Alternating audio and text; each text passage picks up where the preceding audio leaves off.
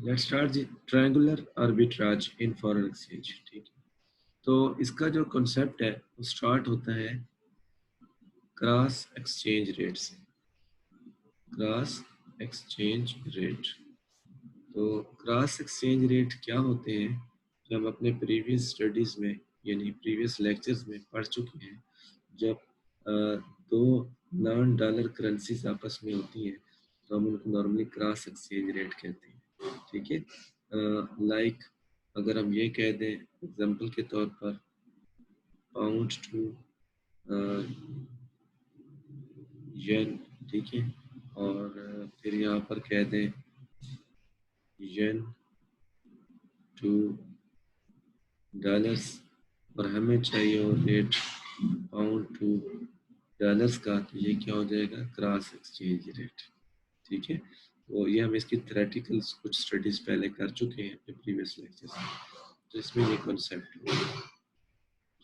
अच्छा, अब ये ट्रायंगुलर आर्बिट्राज क्योंकि कल हमने डिस्कस किया था, एक अपॉर्चुनिटी होती है जिसमें आप प्रॉफिट अर्न करते हैं due to differences in exchange rates in of different currencies. एक अपॉर्चुनिटी होती है जिसमें आप उस अपॉर्चुनिटी को कैश करते हैं यानी कैपिटलाइज कराते हैं, उसको वहाँ से प्रॉफिट अर्न करते हैं। किस वजह से? कि उनके एक्सचेंज रेट्स में डिफरेंसेस पाए जाते हैं ड्यू टू डिफरेंट रीजंस। वो लोकेशन की वजह से भी हो सकते हैं और ट्रायंगुलर टाइप भी हो सकते हैं, कवर्ड इंटरेस्ट आर्बिट्राज भी हो सकते हैं। अच्छा, इसका एक मैं डायग्राम से बना रहा हूँ कि इस ट्रायंगुलर आर्बिट्राज से हम गेन कैसे कैलकुलेट करते हैं। गेन कैसे कैलकुलेट करते हैं, तो यहाँ मैं लिख लेता हूँ जी गेन। अब आप जरा देखिएगा, coated exchange rate, coated exchange rates, बल्कि इस तरह से कहें कोटेड क्रॉस एक्सचेंज रेट्स। यानी जैसे मैंने यहाँ पे आपके सामने एक थोड़ा सा करेंसीज का जिक्र किया है, तो इनकी कोटेशन यानी डिफरेंट एक्सचेंज मार्केट्स में पहले से बना दी जाती है कि ये रेट्स चल रहे हैं, कोटेड एक्सचेंज रेट्स। और दूसरे होते हैं appropriate cross exchange rates, appropriate cross exchange rates. अब ये वाले कोटेड है यानी मार्केट में आपको नजर आ रहे हैं इलेक्ट्रॉनिक या बुलेटिन बोर्ड्स पे। ठीक है, जो एप्रोप्रिएट क्रॉस एक्सचेंज रेट होते हैं ये आप खुद कैलकुलेट करते हैं, जैसे अभी आप अपने क्वेश्चन में करेंगे, ये खुद आप कैलकुलेट करते हैं। अब कैलकुलेटेड रेट में यानी कैलकुलेटेड क्रॉस एक्सचेंज रेट में और कोटेड क्रॉस एक्सचेंज रेट में जब फर्क होगा, डिफरेंसेस होंगे, डिस्क्रिपेंसी पाई जाएगी, यानी इनके दरमियान जब डिफरेंस पाया जाएगा या डिस्क्रिपेंसी पाई जाएगी, तो आप उस जो मार्केट पार्टिसिपेंट्स हैं यानी आप हैं, आप उस डिफरेंस को क्या करेंगे, कैपिटलाइज करेंगे और वहां से प्रॉफिट अर्न करने की कोशिश करेंगे, यानी गेन हासिल करने की कोशिश करेंगे। ठीक है, तो ये कॉन्सेप्ट यही होगा, coated cross exchange rate and calculated cross exchange rate, जिसको हम कहेंगे एप्रोप्रिएट क्रॉस एक्सचेंज रेट्स। ठीक है, अब इसमें आपका जो स्किल है वो कहाँ काम करेगा कि क्रॉस एक्सचेंज रेट के को कैसे कैलकुलेट करते हैं, ये हम ऑलरेडी अब अपने बेसिक्स लेक्चर्स में डिस्कस कर चुके हैं। इसकी वजह से मैंने आपको पहले बेसिक्स पढ़ाई थी। ठीक है, इन्हीं कंसेप्ट के साथ अब हम अपने क्वेश्चन की तरफ चलते हैं, जिसमें हम क्वेश्चन बैंक से क्वेश्चन लिए हैं। क्वेश्चन नंबर 4 है, ये क्वेश्चन नंबर 4 है basically.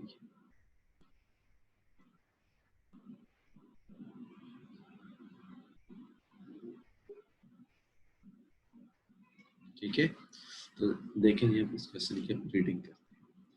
Assume the following information: value of Canadian dollar in US dollar, value of Canadian dollar in US dollar, quoted price $0.90, यानी $0.90, यानी जो है हमारे पास कैनेडियन डॉलर एक कितने यूएस डॉलर के बराबर है? 0.90। Value of New Zealand dollar in US dollars, वो है $0.30। इसका मतलब है एक न्यूजीलैंड डॉलर कितने यूएस डॉलर के बराबर है। फिर value of Canadian dollar in New Zealand dollars, वो है न्यूजीलैंड डॉलर्स 3.02। ठीक है, गिवन दिस इंफॉर्मेशन, अब पहला क्वेश्चन ये इसी तरीके से क्वेश्चन पूछे जाएंगे normally, is triangular arbitrage possible? ये पॉसिबल है, पहले तो ये बात, अगर है तो आप उसे गेन कैसे लेते हैं? If so, explain the steps that would reflect triangular arbitrage and compute the profit from this strategy if you had $1 million to use. What market forces would occur to eliminate any further possibilities of triangular arbitrage? यानी जब arbitrage run कर रहा होता है तो उसके बाद कौन सी ऐसी फोर्सेस हैं जो इस ट्रायंगुलर आर्बिट्राज को स्टॉप करेंगी, रिड्यूस कर देंगी, एलिमिनेट कर देंगी। ठीक है, जैसे हमने कल लोकेशनल में पढ़ा था डिमांड एंड सप्लाई फोर्सेस के, फिर ये इन प्राइसेस को शफल करेंगे और वो आपस में ऐसी जगह पे पहुंच जाएंगी कि ये जो ट्रायंगुलर आर्बिट्राज है ये पॉसिबल नहीं होगा। फर्स्ट ऑफ ऑल हम ये देखेंगे, इज ट्रायंगुलर आर्बिट्राज पॉसिबल? अब पॉसिबल कब होगा? जब cross exchange rate coated and cross exchange rate calculated, अगर इनमें डिफरेंस है तो इट इज पॉसिबल। तो अब हमने ये कैलकुलेट कर लिया।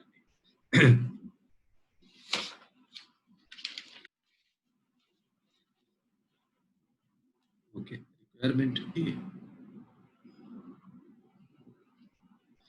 possibility of triangular arbitrage, possibility of triangular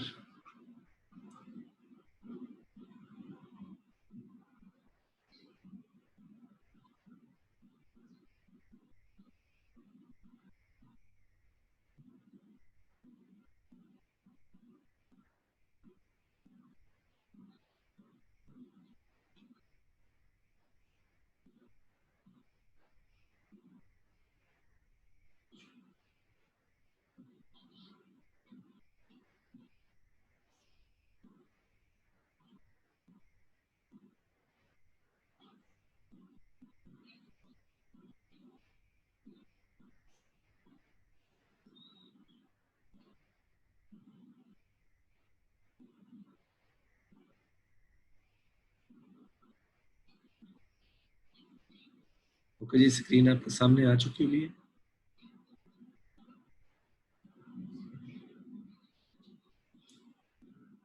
screen आपके सामने आ चुकी हुई है। ये सर अभी नहीं आई।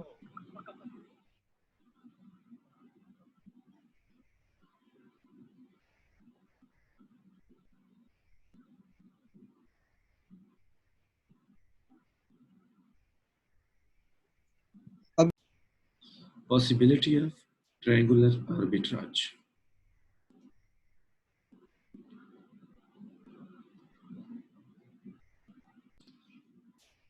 जी हम बात कर रहे थे possibility of triangular arbitrage.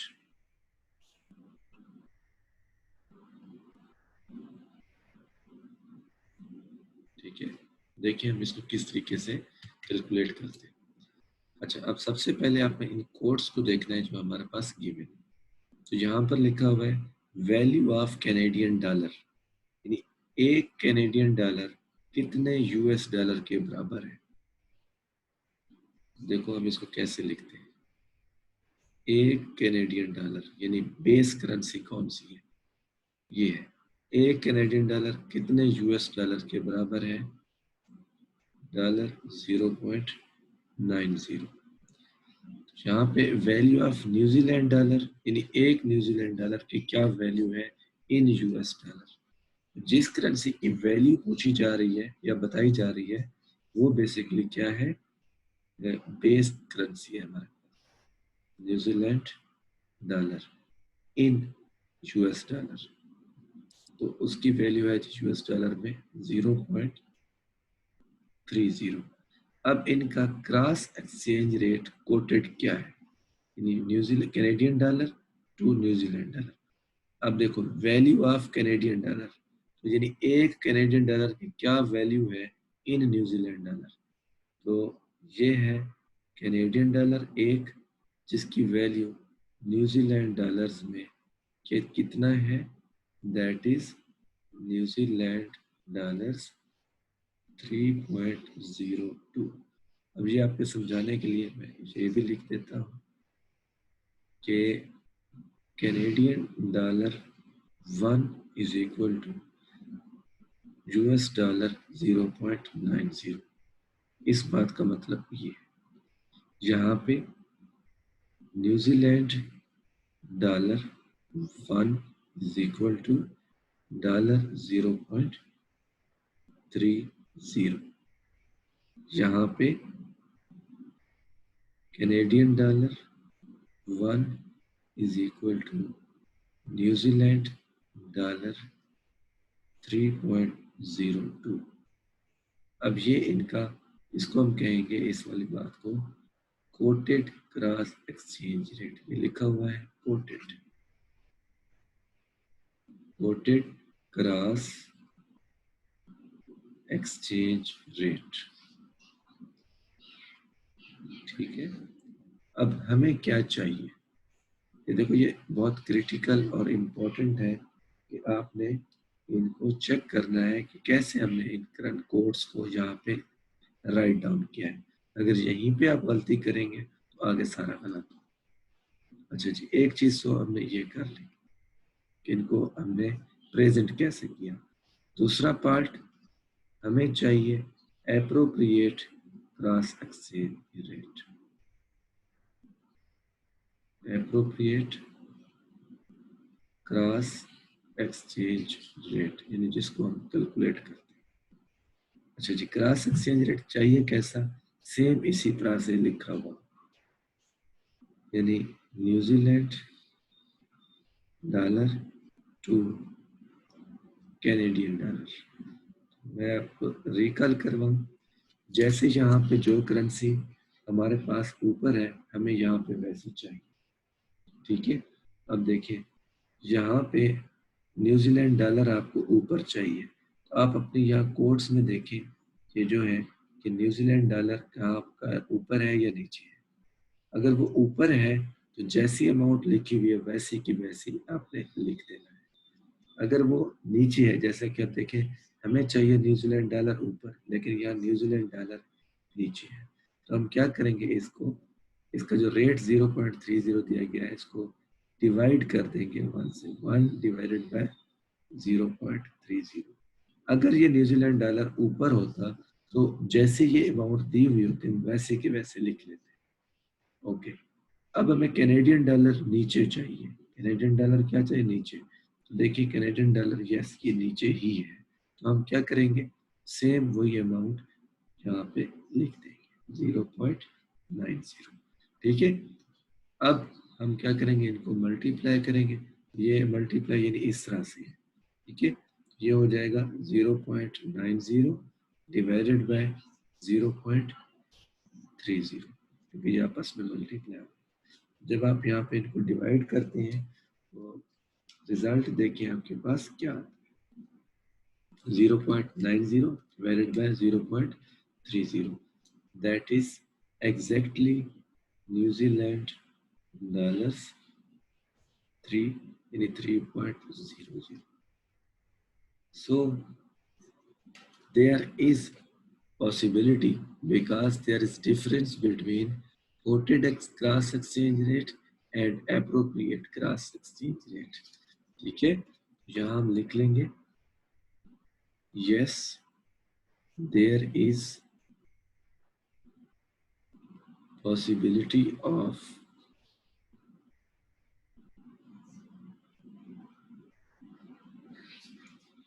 triangular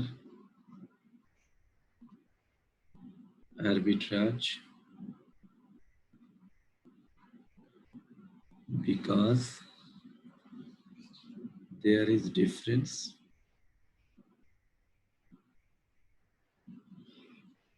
in quoted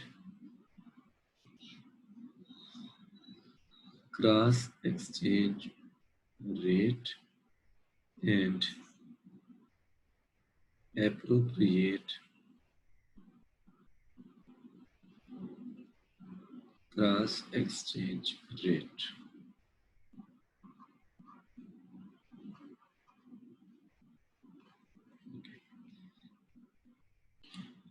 okay तो यहाँ पर हमने चेक किया पॉसिबिलिटी ऑफ ट्रायंगुलर आर्बिट्राज को। तो हमने यहाँ देखा कि आर्बिट्राज जो है वो पॉसिबल है क्योंकि रेट्स जो है वो डिफरेंट है, कोटेड रेट और एप्रोप्रिएट रेट। अब हम इसी चीज को कैपिटलाइज करेंगे और गेन को कैलकुलेट करेंगे। कैलकुलेशन ऑफ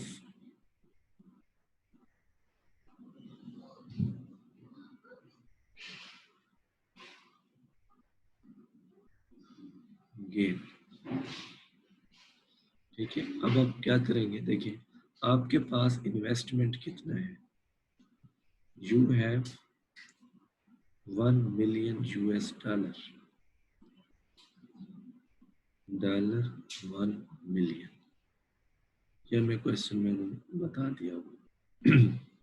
ओके, अब सबसे पहला काम आप क्या करेंगे, ये देखिए ये डॉलर टू कैनेडियन डॉलर जो है ये आपके पास है, अपने यूएस डॉलर्स को कैनेडियन डॉलर्स में कन्वर्ट करेंगे, जैसे ये स्टेप्स दिए हैं उसी तरह से। स्टेप 1,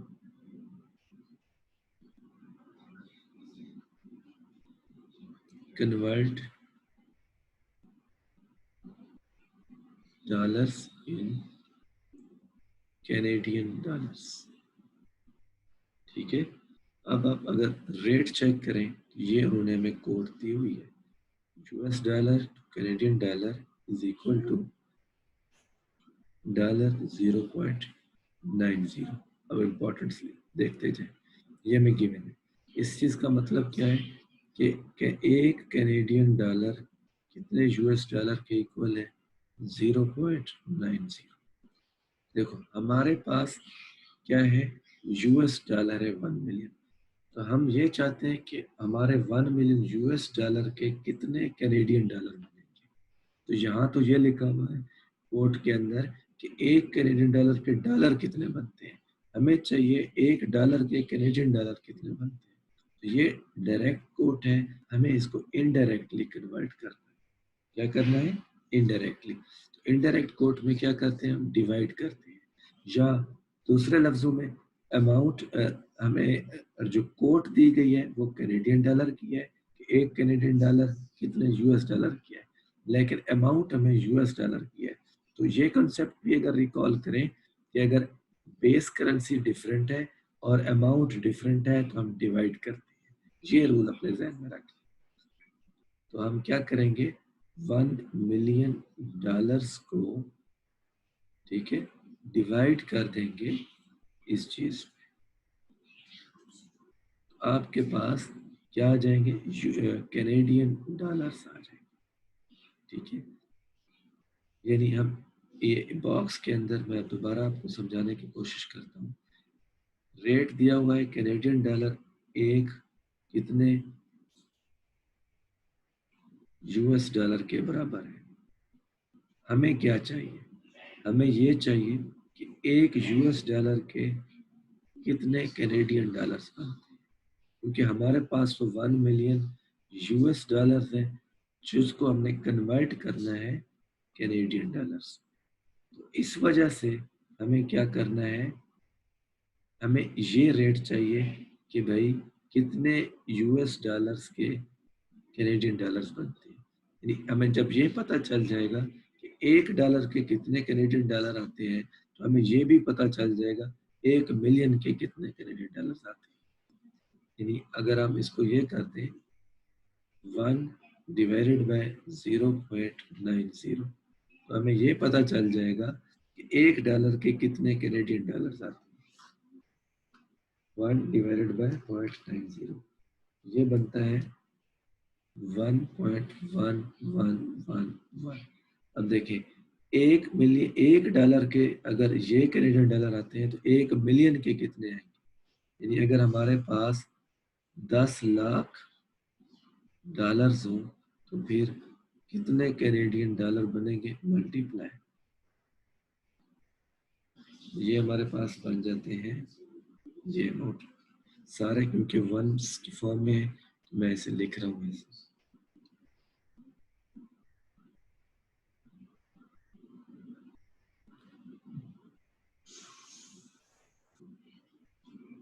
इसे मैं क्लियरली अब ये आपके पास दूसरा मेथड है और ये आपके पास दूसरा है, इनमें से जो भी आप अडॉप्ट करें।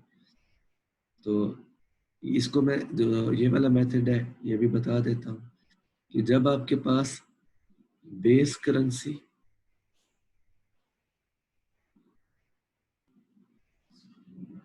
यहाँ पर लिखने की बजाय इसको यहाँ पे लिख देता हूँ।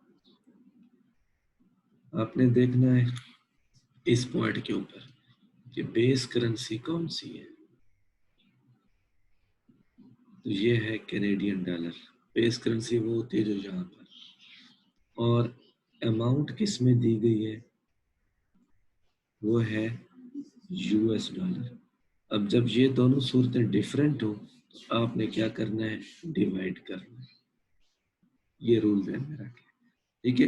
इसमें अगर नहीं पढ़ना चाहते तो। और सबसे अहम बात या आसान काम वो ये वाला है जो मैं आपको डिवाइड वाला रूल बता रहा हूँ। तो अब आपने क्या किया? अमाउंट डॉलर्स में है और रेट जो बेस करेंसी है वो कैनेडियन डॉलर में है, तो आप क्या करें? डिवाइड कर दें। अगर ये दोनों एक जैसे होते तो मल्टीप्लाई कर दें। तो ये आप लिखेंगे, हमारे पास जो आंसर आ रहा है वो है 1,111,111.11। ये सारे माशाल्लाह से वंस की फॉर्म में है, तो आपने इसको पढ़ना है। 1,111,111.11। अब ये हमारे पास बन गए हैं जी कैनेडियन डॉलर्स, ठीक है? अब ये स्टेप हमने कैसे किया? Based on this rule.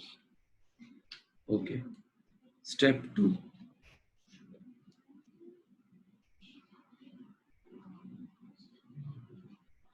convert Canadian dollars in New Zealand dollars based on quoted cross exchange rate। अब इस पे क्यों कोटेड क्रॉस एक्सचेंज रेट पे क्यों आप कन्वर्ट करेंगे? उसकी रीजन ये है कि या कोटेड एक्सचेंज रेट कह लें या कोटेड रेट कह लें, कोई भी, ठीक है?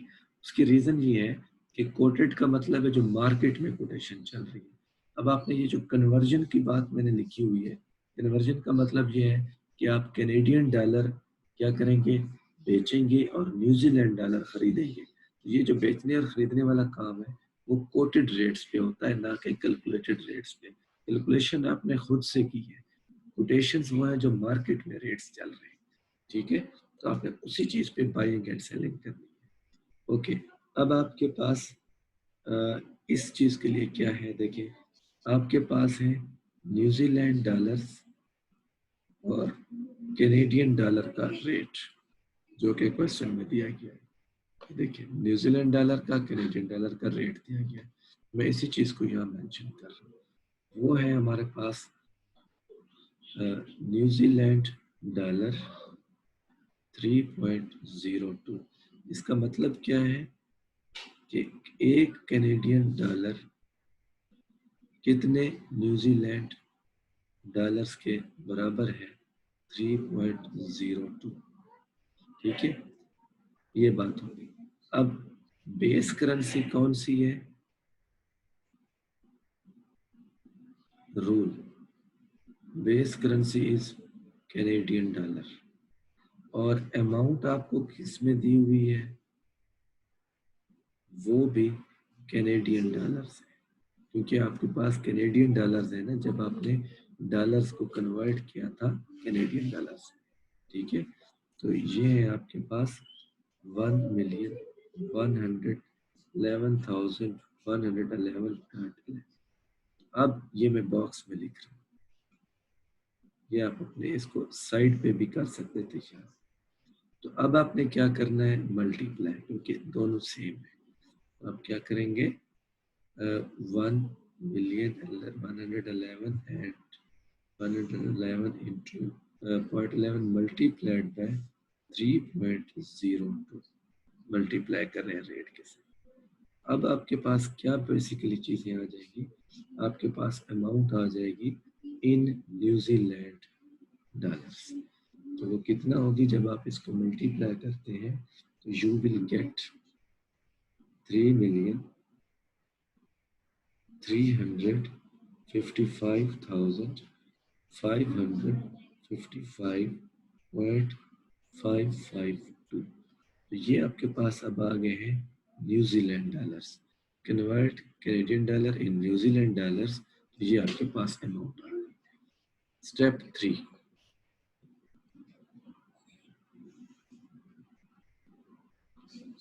Convert New Zealand dollars in US dollars, ठीक है। तो इसके लिए अब आपने देखो इसका रेट देखना है, न्यूजीलैंड डॉलर और यूएस डॉलर का। तो ये आपको क्वेश्चन में दिए हुई हैं चीजें, न्यूजीलैंड डॉलर और यूएस डॉलर का क्या रेट है। तो ये अभी हम बात करते हैं। ये है जी आपके पास कोट जो दी हुई है, डॉलर और New Zealand dollar is equal to $0.30, means 1 New Zealand dollar is equal to US dollar 0.30. Now, what is your base currency? What is your base currency? That is New Zealand dollar. And what is amount amount is in which currency? That is also New Zealand dollar. So what will we do? Multiply.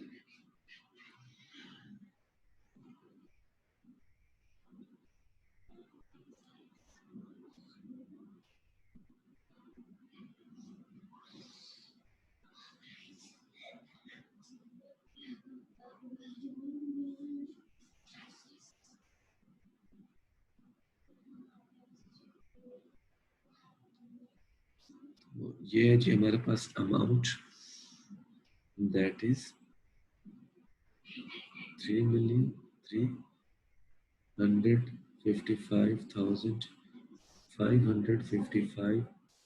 3,355,555.552 multiplied by 0.30.